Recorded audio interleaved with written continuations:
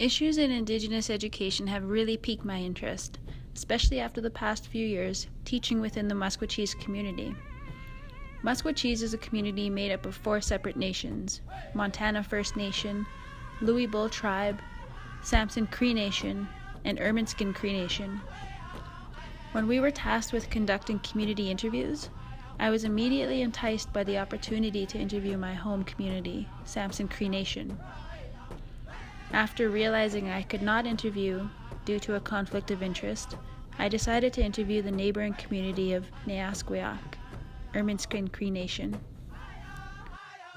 So I'm lucky enough to work with one of the most well-known elders in Musqueam, Miss Flora Northwest.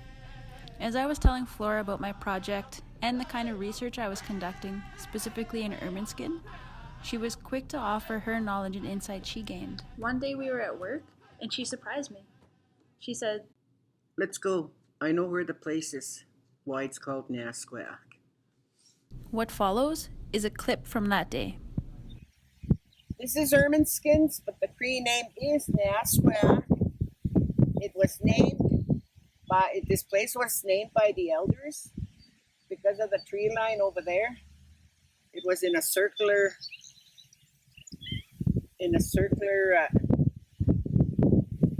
description how the elders had named this place as Neasqueak. Initially, I was unsure who to interview, seeing as how I wanted to include as many community people as I could. To me, this meant my interviewees had to be people who were not involved in the education field. This was hard for me because most of the people I'm acquainted with are involved in education in some form or another. This forced me to look outside of my comfort zone and look deeper into the community. My main draw on interviewees were friends who are also from Ermineskin. A lot of them were unsure as to who they could ask, but eventually I was able to get a good mix of people to sign on to the interview. At first I wanted to have equal representation from the genders, so I decided to interview 3 males and 3 females.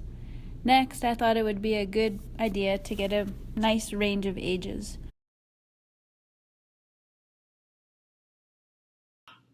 I'm happy to say that my interviews went very smooth. All of my interviews were conducted in a traditional method. I was either invited to the interviewee's home, or I agreed to meet them at a neutral location. The length of time it took to conduct the interviews varied from person to person. For example, my shortest interview took approximately 30 minutes, and my longest was around 3 hours. During my time with each, I gained valuable insight to their perspective. I really took it as a challenge to get people talking about schooling, even though the question list was not directly about education. So after a total of 8 hours conducting these interviews, I'm asking myself, what have I learned? People are very willing and eager to let their voices be heard. There's lots of nonverbal communication. People are open and inviting. Wording needs to be appropriate to the individual. And I also learned the importance of being direct and guiding people's thinking. As mentioned before, I was able to get an almost even split in the genders, but I was limited in that each of my interviewees fit into the category of young to middle-aged, all of who are parents and band members of Neasqueak. In total, I interviewed 5 people, 3 females and 2 males. Dylan Lightning, 24 years old. Delilah Brown, 28 years old. Tessa Mind, 30 years old. Kentley Wolf, 33 years old. And Deanne Lightning, 47 years old. So, what are the issues of Indigenous education in Neasqueak?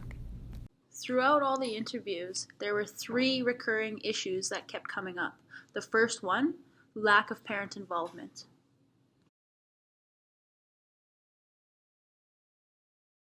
Parents. It comes from the parents. It starts with the parents. They see what you do, so what you're doing is what they're gonna follow. So if you teach them the right things, they'll do the right things. I think just being consistent with your kids and telling them the importance of education and teaching them how to be responsible, not responsible, but like taking responsibility for their actions and what they do. And just having them know that, there's always going to be a consequence to every choice you make, but also know that they have choices. They don't always have to be told what to do. The importance of parent involvement, both in academics and at home, is a huge indicator of success for students.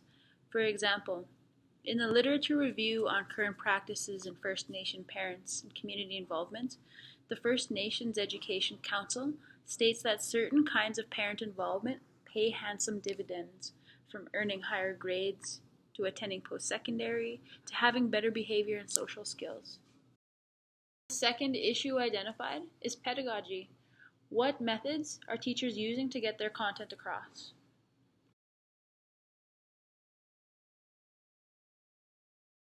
It's like we're telling you a little piece of it, but if you want to know it all, you gotta go do it.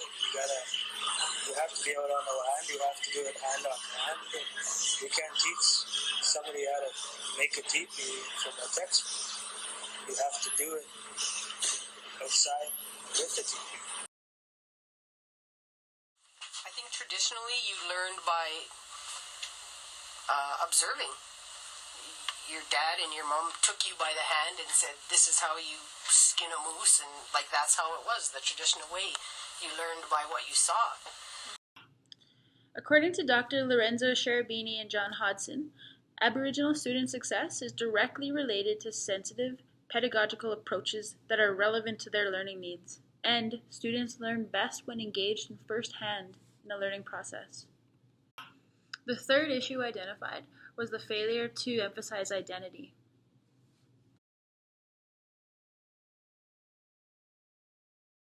Yeah, it'll shape them. It's because there's so much negativity out there, and there's so much people to be bad and abuse stuff and all that other stuff. But kind of like Mother Culture teaches you this beliefs of discipline and self-respect and what you put out there, kind of thing. It's your sense of belonging. It's your identity. If you don't know your roots of your identity, you're gonna try and find out one day. I think it's very important. You're more successful.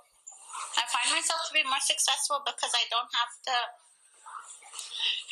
worry my own self about trying to learn all these things because I already know them. So I'm able to focus on other things instead of trying to focus on what I'm supposed to be doing and feel lost. Everyone feels lost. Dr. Verna St. Denis and Dr. Eberhampton, in their report, have mentioned that historically, Aboriginal people have been othered due to racism throughout their education. This has manifested as low self-esteem. The Collaborative Frameworks Building Relationships resource states that children need to be educated in a manner that respects their ways of knowing, heritage, and cultural tradition.